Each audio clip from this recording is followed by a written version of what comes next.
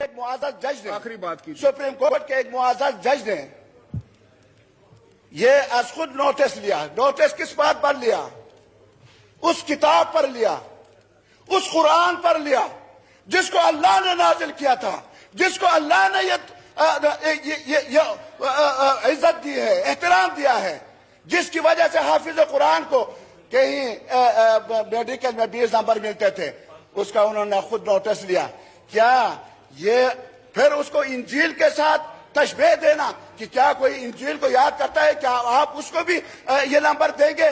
حالانکہ ان کو پتہ ہونا چاہیے چیف جسٹس کو, اس جسٹس کو, کہ قرآن ناسخ ہے, انجیل منسوخ ہے, تورات منسوخ ہے, زبور منسوخ ہے. ہم ایمان سب پر لاتے ہیں, کسی کا ہم انکار نہیں کرتے, لیکن قرآن اس وقت ناسخ ہے اور قیامت تک یہ کتاب رہے گا. اس کو اللہ نے عزت دی ہے اور اللہ نے